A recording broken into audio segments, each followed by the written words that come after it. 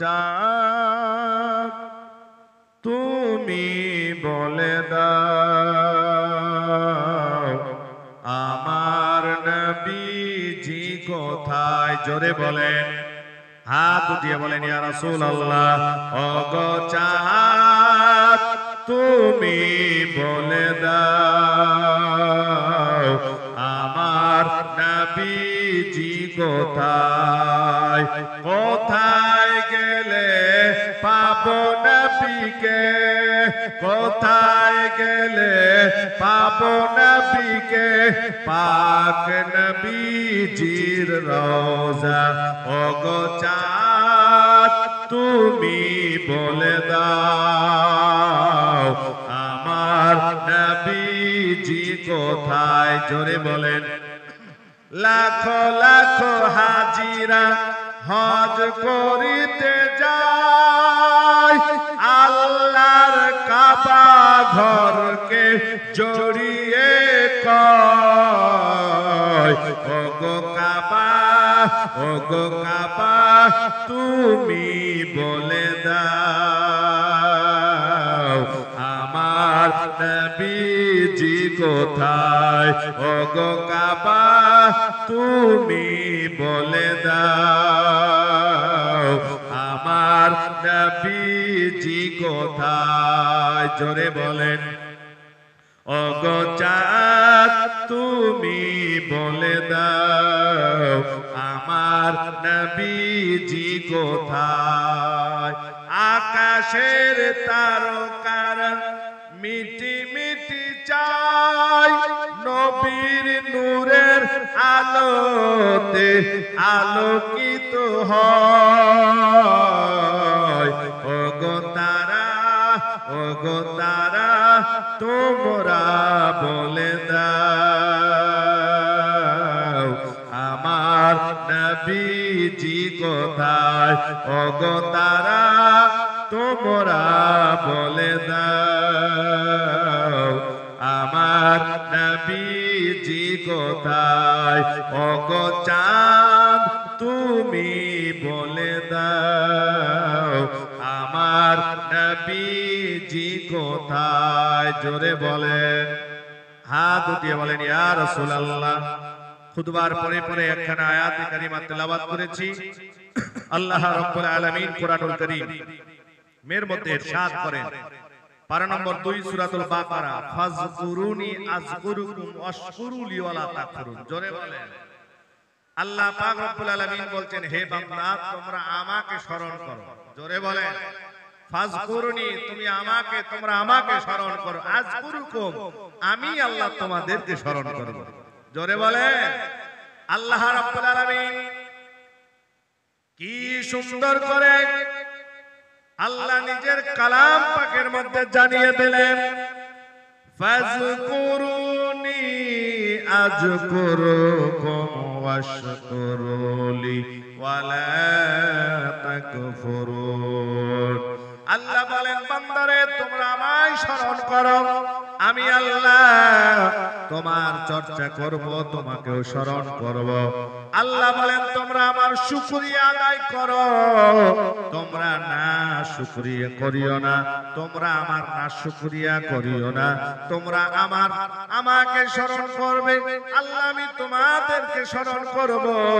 কত সুন্দর কথা আল্লাহ পাক রব্বুল আলামিন বলেন,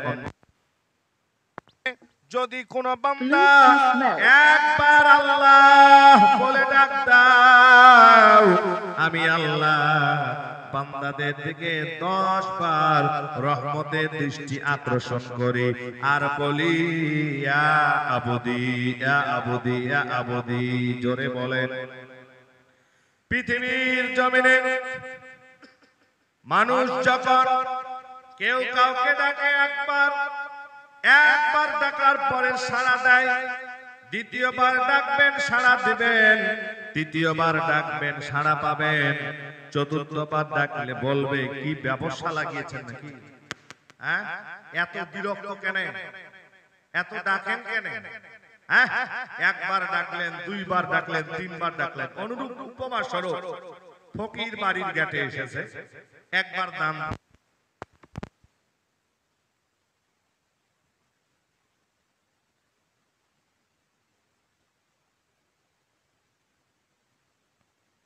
مولانا Bluetooth mode. محمد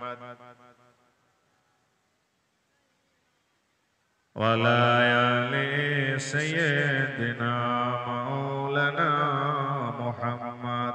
যিনারা পিছনে বসেছেন একটু বলবো বাপ সামনের এই জায়গাটা পূর্ণ করে চলে আসেন। বক্তা চলে আসবে দেখতে আমাকে খারাপ লাগছে, একটু চলে আসেন। আপনারা এক মুহূর্তে চলে আসেন সামনের দিকটা, এই জায়গাটা চলে আসেন, চলে আসেন, একটু চলে আসেন। সাজিয়ে গুজিয়ে বসলে মজমাতে আল্লাহ রহমত হবে, বরকত হবে, লাইনে ডিস্টার্ব হবে না। চলে আসেন, একটু চলে আসেন বাপ আমার, একটু নরেন অনুরোধ আপনাদেরকে, একটু চলে আসেন, একটু চলে আসেন, চলে আসেন। এই দরগা তলায় বসেছেন, কি সুন্দর একটা সাজিয়ে গুজিয়ে বসলে সুবহানাল্লাহ ভালো লাগবে। ওলি আল্লাহর জায়গাতে বসেছি, একটু চেপে আসেন, দরুদে পাক করেন আর চেপে আসেন। আল্লাহুম্মা চলে আসেন। মাওলানা মুহাম্মদ ওয়া আলা আলি সাইয়্যিদিনা ওয়া আলা আলি মাওলানা মুহাম্মদ।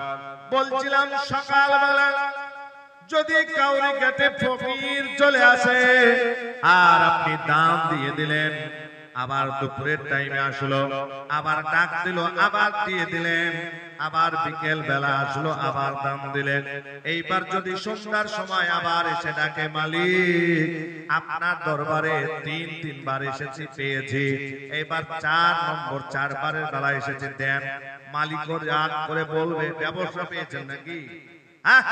আর কোন গেট পান না, দুয়ার পান না, খালি আমার বাড়িতেই সকাল সন্ধ্যা দুপুর রওনা দিয়েছেন, এখানে কি বস্তা ভরা আছে নাকি? বলবে কি বলবে না? রাগ হবে কি হবে না? কিন্তু আল্লাহ কত মহান। আল্লাহ রাব্বুল আলামিন বলেন যখন কোন বান্দা বান্দি আমায় ডাকে, আমি আল্লাহ, আমায় যখন কেউ একবার আল্লাহ বলে ডাক দেয়, আমি আল্লাহ ওই বান্দা বান্দির দিকে দৃষ্টি আকর্ষণ করি আর বলি হে ইয়া আবদি ইয়া আবদি ইয়া আবদি 10 বার বলি, হে আমার বান্দা বান্দিরা বলো, হে আমার বান্দা বান্দিরা বলো। আল্লাহ পাক রব্বুল আলামিন বলেন তোমরা একবার আল্লাহকে ডাকবে ইয়া আল্লাহ, আমি 10 বার বলবো হে আমার বান্দা বান্দি। এই জন্য পৃথিবীর সব দরওয়াজা বন্ধ হয়ে গেলেও আল্লাহ পাক রব্বুল আলামিনের দরওয়াজা খোলা আছে। আল্লাহ পাক রব্বুল আলামিন ওই বান্দা বান্দির কথা বলতেছেন যারা আল্লাহর প্রেমে যারা আল্লাহকে ডাকেন, আল্লাহর জিকির করেন, আল্লাহর ইবাদত করেন। ফাজকুরুনি তোমরা আমায় স্মরণ করো। এই স্মরণের মাধ্যম হলো নামাজ, এই স্মরণের মাধ্যম হলো রোজা, এই স্মরণের মাধ্যম হলো দান খয়রাত, এই স্মরণের মাধ্যম হলো হজ যাকাত। আল্লাহ পাক রব্বুল আলামিন বলেন তোমরা আমার জিকির করো, তোমরা আমার স্মরণ করো, আমি আল্লাহ তোমাদেরকে স্মরণ করব। তোমরা আমার শুকরিয়া আদায় করো, কুফরি করিও না। পৃথিবীর জমিনে আমরা আল্লাহর বান্দা, পৃথিবীর জমিনে আমাদেরকে আল্লাহ নিজের ইবাদতের জন্যই বানিয়েছেন। ভাইরা আমার, পৃথিবীর জগতে যা কিছু দেখতেছেন, ছোট ছোট ঘাস থেকে শুরু করে গাছপালা, তরুলতা, পশু পাখি, জীব জানোয়ার সবাই কিন্তু আল্লাহর তাসবিহ করে। জোরে বলেন আল্লাহর জিকির ইবাদত শুধু মানুষ করে না, বরং আল্লাহ পাক রব্বুল আলামিনের নবী মুস্তাফা বলেন পৃথিবীর জমিনে যা কিছু আছে সবাই আল্লাহর জিকির, আল্লাহর ইবাদত বান্দেগী করে। কিন্তু মানুষকে আল্লাহ হুকুম দিয়েছেন, জিনকে ইবাদতের জন্য বানিয়েছেন। আল্লাহর পবিত্র কালাম আল্লাহ পাক রব্বুল আলামিন কোরআনুল কারীমের মধ্যে বলেন ওয়া মা খালাকাতুল জিন্না ওয়াল ইনসা ইল্লা লিয়াবুদুন।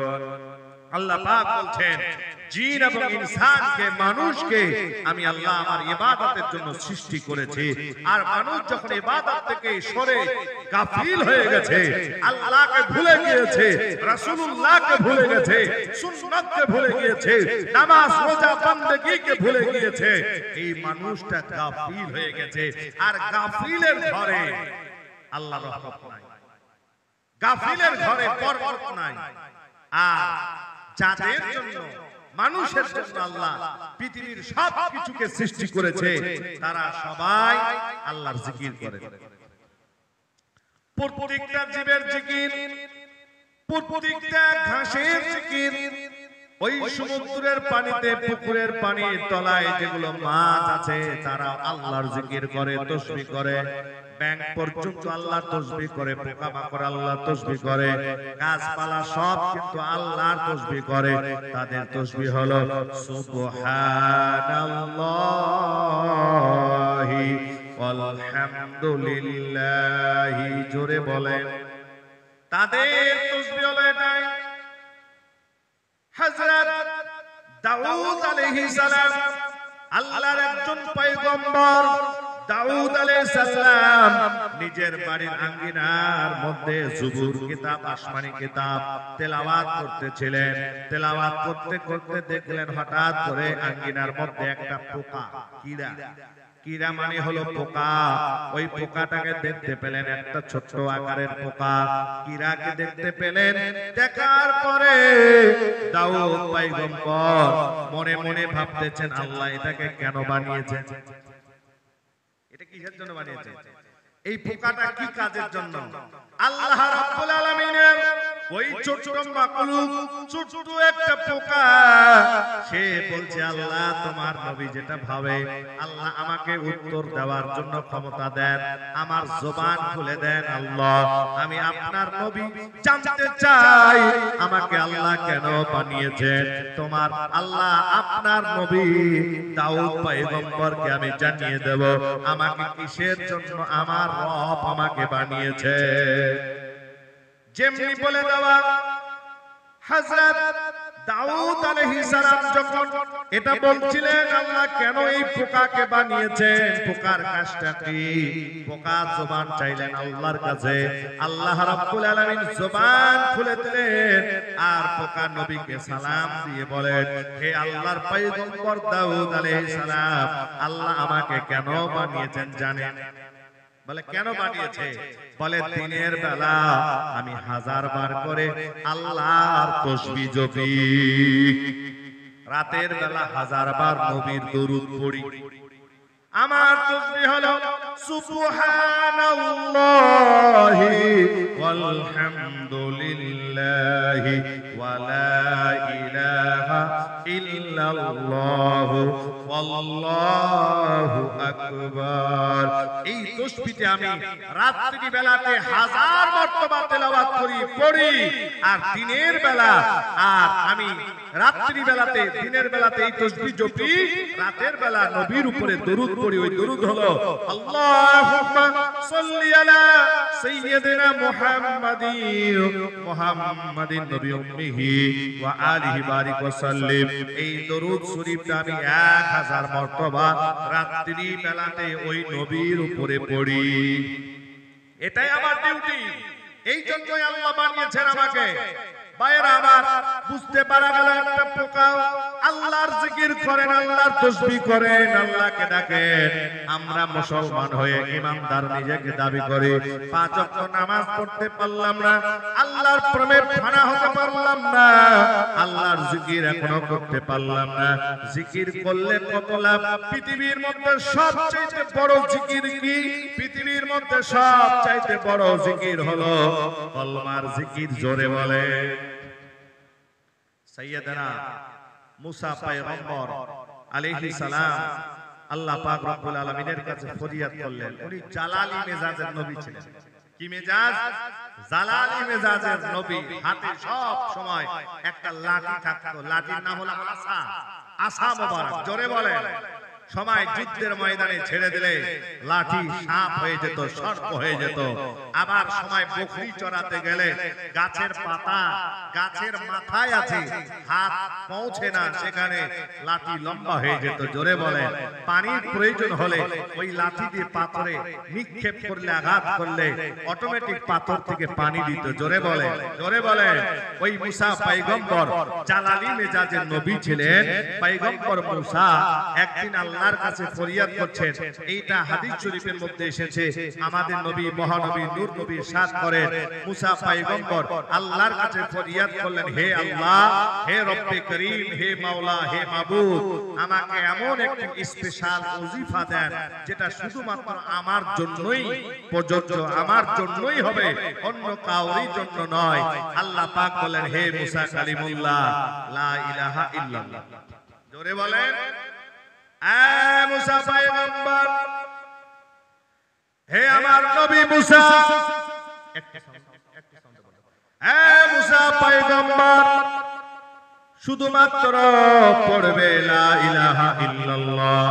মুসা পয়গম্বর বললেন, আল্লাহ, এটা তো আদম থেকে নিয়ে ঈসা পর্যন্ত প্রত্যেক নবী পড়েছেন লা ইলাহা ইল্লাল্লাহ, প্রত্যেক নবীর উম্মতরাও পড়েছেন লা ইলাহা ইল্লাল্লাহ।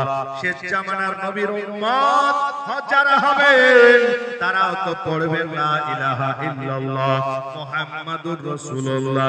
আমি যে একটা নবী একটা জায়গায় আছি, পজিশনে, হে আল্লাহ, আমার জন্য স্পেশাল ভাবে এমন একটা ওজিফা দেন শুধুমাত্র সেটা আমার জন্যই হবে, অন্য কাউরির জন্য নয়।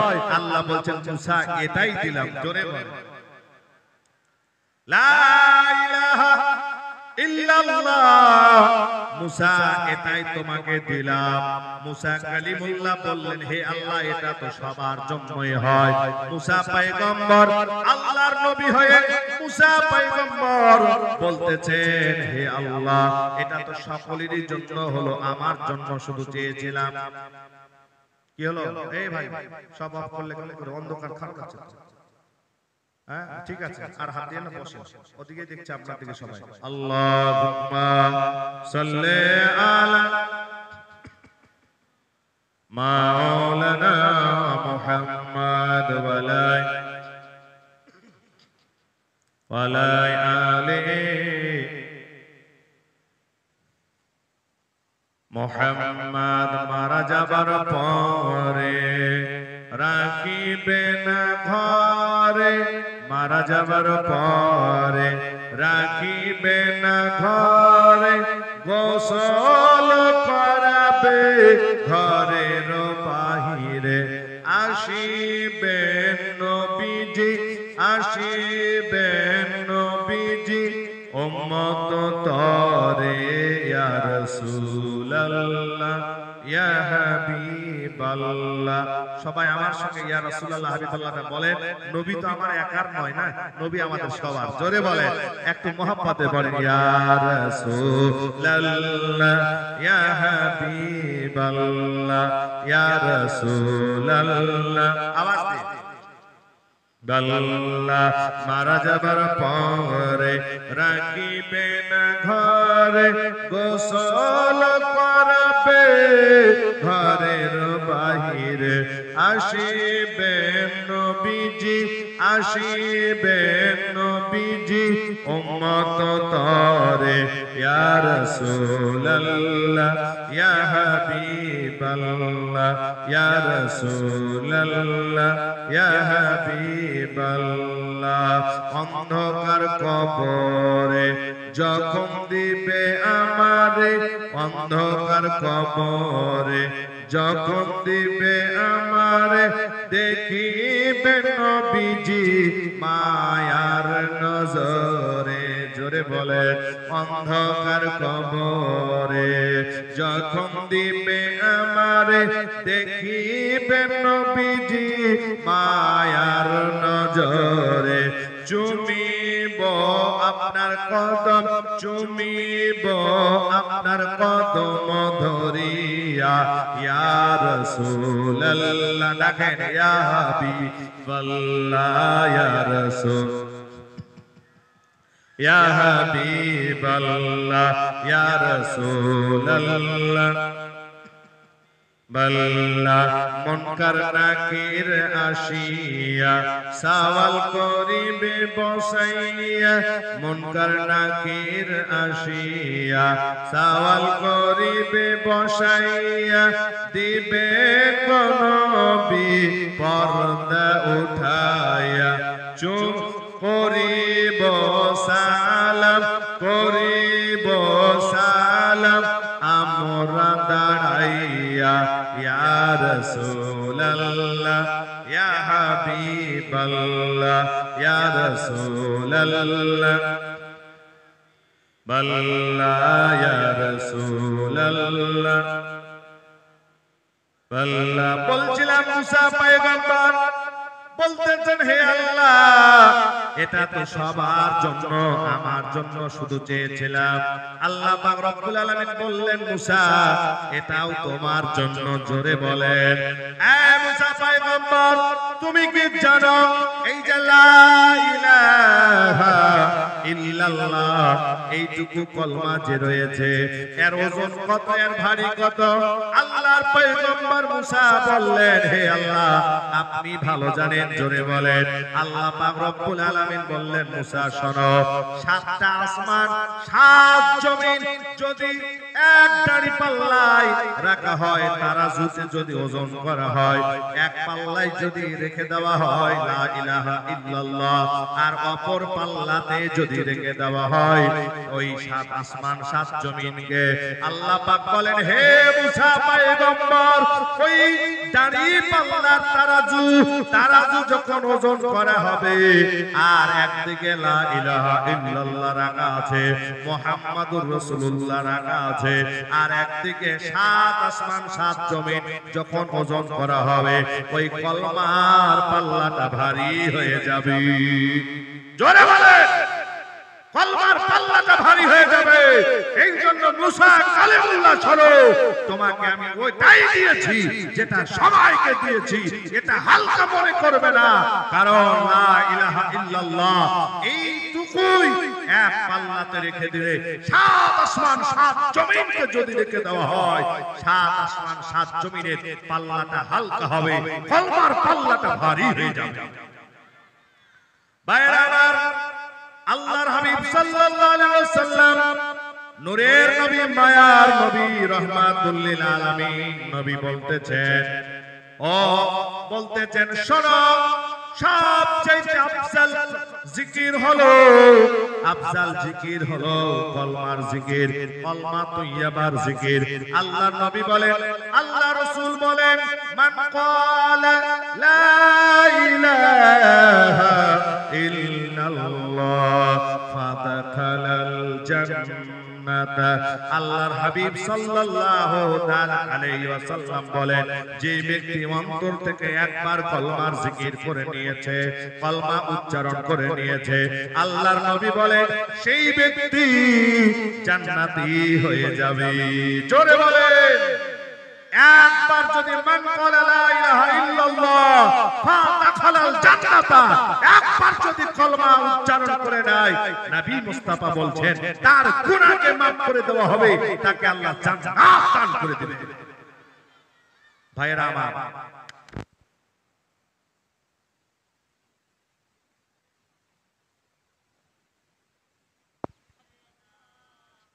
Bluetooth mode. মুহাম্মদ ওয়ালা আলে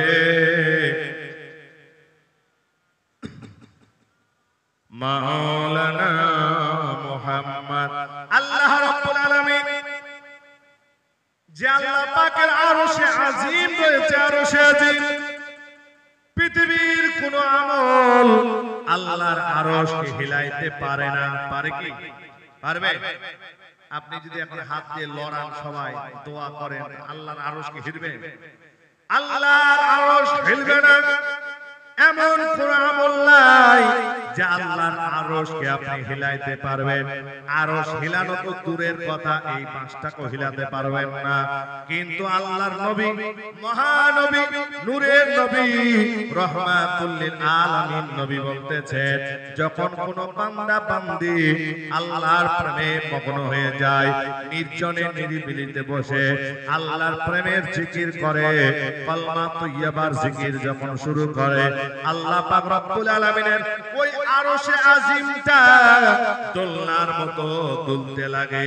জোরে বলে যখন কেউ পৃথিবীর জমিনে পড়ে লা ইলাহা ইল্লাল্লাহ, একটু ডাকেন আল্লাহকে, লা ইলাহা ইল্লাল্লাহ, লা ইলাহা ইল্লাল্লাহ, লা ইলাহা ইল্লাল্লাহ লা ইলাহা ইল্লাল্লাহ মুহাম্মাদুর রাসূলুল্লাহ সাল্লাল্লাহু তাআলা আলাইহি ওয়াসাল্লাম যখন কোন বান্দা বান্দি পৃথিবীর জমিনে নীল আকাশের নিচে জমিনের উপরে আল্লাহ পাক রব্বুল আলামিনকে স্মরণ করে কলমার জিকির যখন পড়ে কলমার জিকির শুরু করে আল্লাহর আরশে আজিম আল্লাহর আরশটা হিলতে আরম্ভ করে দেয় আল্লাহর নবী বলেন আল্লাহ পাক রব্বুল আলামিন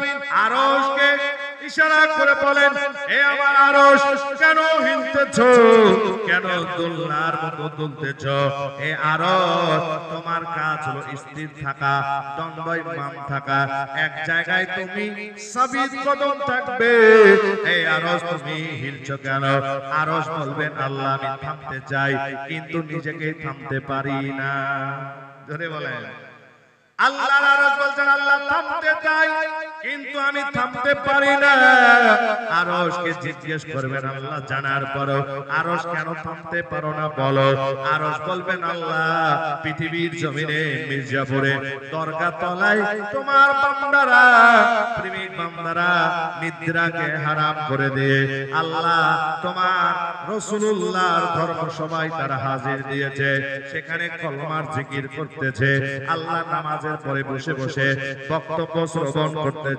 আল্লাহ মাঝে মাঝে কলমা পড়তেছে হে রব্বুল আলামিন তাদের জিকিরের কারণে আমি আরশ থামতে পারি না হিলতেছি আল্লাহ আল্লাহ পাক বলবেন আরশ থেমে যাও আরশ বলবেন আল্লাহ ওই পৃথিবীর জমিনে জিকিরকারী যারা আল্লাহ তোমার প্রেমের জিকির করে কলমার জিকির যারা টানে আল্লাহ যারা নির্জনে নিরিবিলি বসে তোমার প্রেমের প্রেম খেলা খেলে আল্লাহ এদের গুনাহ যতক্ষণ না মাফ করবেন আমি আরশ হিলতেই থাকব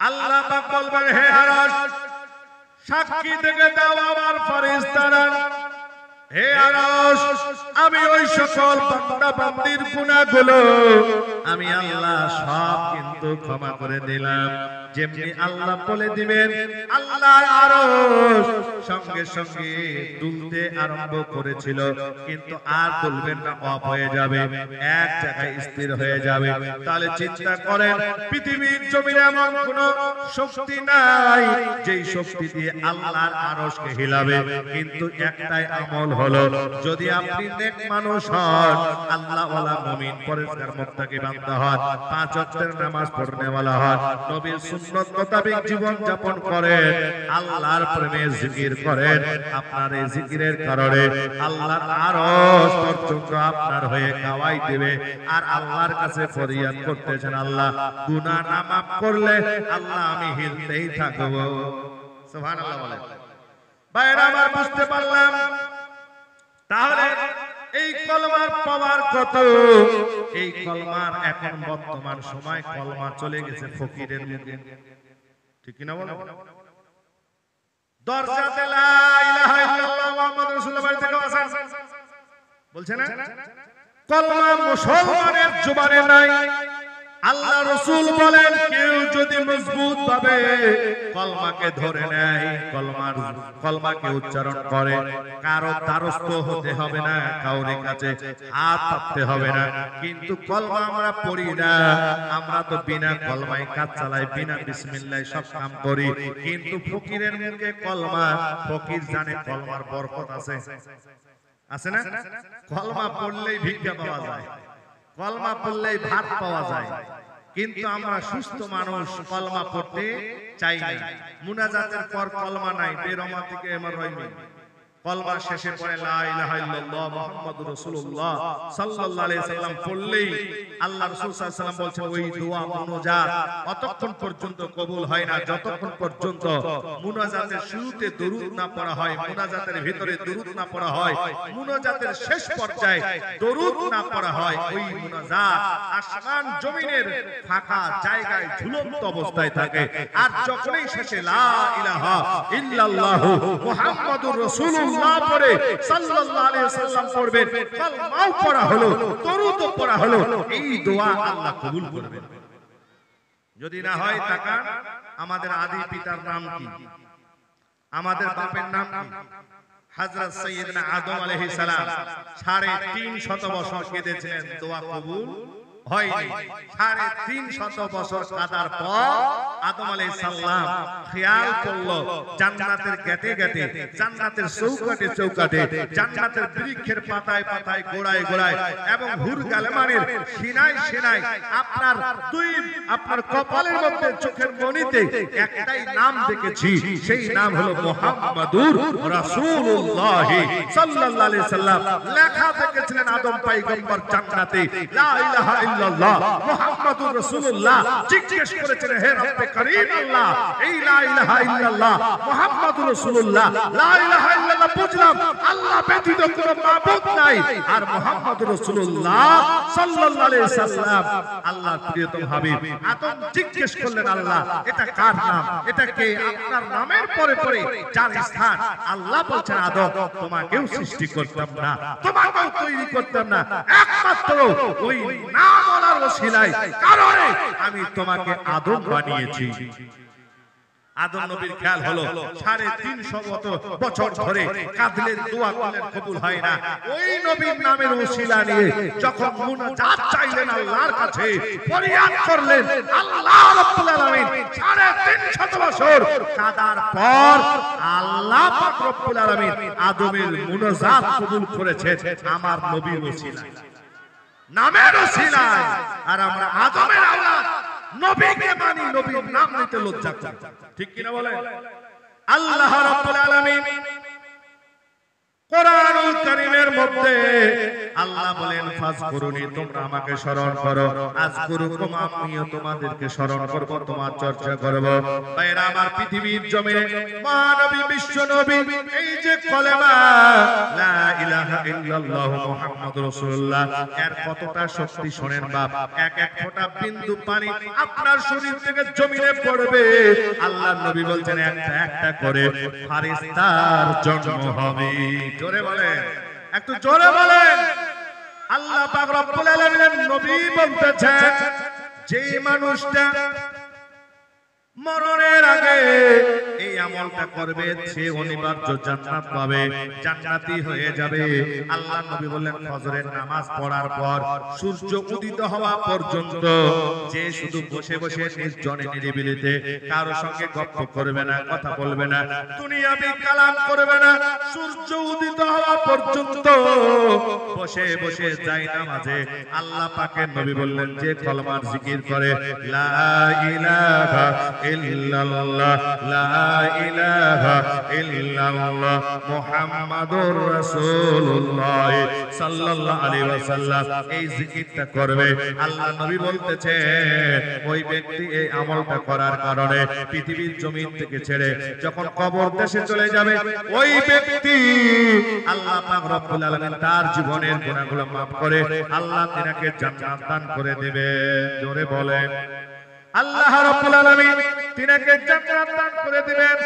আর এর সঙ্গে আল্লাহ নবী আরো বলেন, যখন কোন মানুষ ওযু আরম্ভ করে, ওযু আসসালাতু মিফতাহুল ওযু, নামাজ হলো, ওযু হলো নামাজের চাবি, আর নামাজ হলো জান্নাতের চাবি। জোরে বলেন সুবহানাল্লাহ। আল্লাহ নবী বলেন, কেউ যদি ওযুর সময় কলমা শরীফটা পড়ে নেয়, আর কলমা শরীফ পড়ার পরে ওযু আরম্ভ করলো, সুন্নাত মোতাবেক ওযু আরম্ভ করেছে, এই যে কলমা পড়ার কারণে ওযু আরম্ভ করেছে, ওযু সমাপ্তি করলো, তার শরীর থেকে যত মাই মুস্তামিল পানিগুলো, ব্যবহৃত পানিগুলো জমিনের মধ্যে ফোঁটা ফোঁটা হয়ে পড়বে। আল্লাহ নবী বলেন, এক একটা পানির ফোঁটার বিনিময় আল্লাহ রাব্বুল আলামিনের এক একটা করে ফেরেশতার জন্ম হবে। জোরে বলেন, এই ফেরেশতাদের কাজ কি?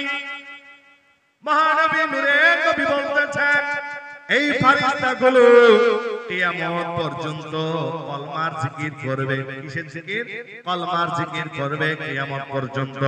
এই ফেরেশতাগুলো কিয়ামতের দিবসে আল্লাহ পাক রব্বুল আলামিন ওই বান্দার যখন হিসাব নেবে, ওই ফেরেশতাগুলো যতদিন ধরে ওই বান্দার ওযু করা পানিতে জন্ম নেওয়ার পর পয়দা হওয়ার পরে যতবার কলমা পড়েছে, ওই প্রত্যেকটা কলমার সওয়াব, তেলাওয়াতের সওয়াব, পাঠের সওয়াব, জিকিরের সওয়াবটা ওই বান্দা বান্দির আমলনামায় আল্লাহ পাক রব্বুল আলামিন লিখে দেবে।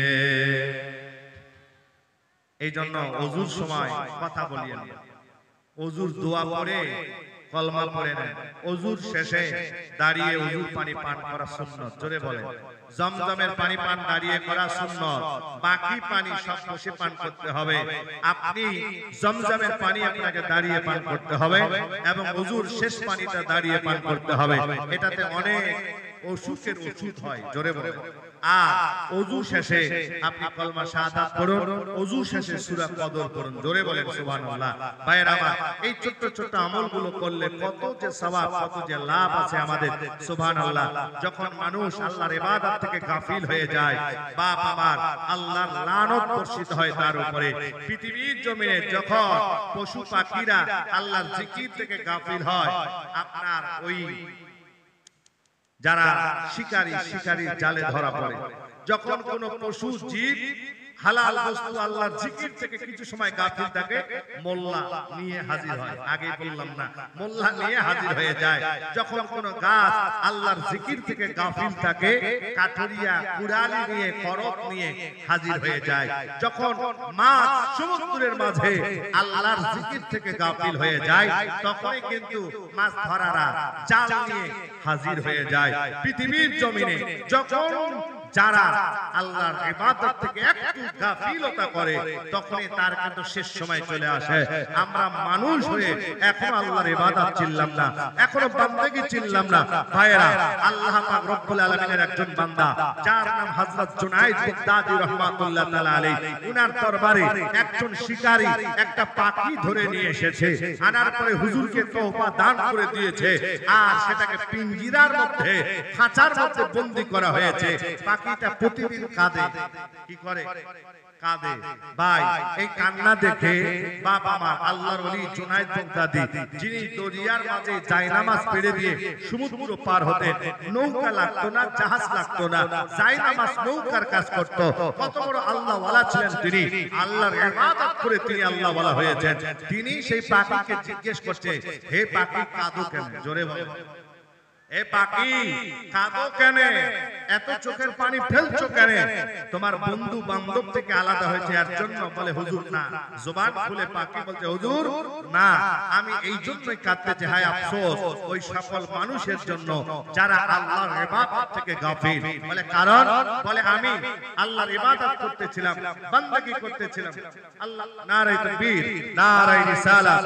উলামায়ে আহলে সুন্নাত হযরত আল্লামা মাওলানা মতিউর রহমান চতুর্বেদী সাহেব, নারায়ে তাকবীর, নারায়ে রিসালাত। সকলেই একটু দাঁড়িয়ে সামনের দিকে চলে আসেন। আমি অল্প সময়ের মধ্যে শেষ করে দিচ্ছি। সকলে একটু দাঁড়িয়ে যান।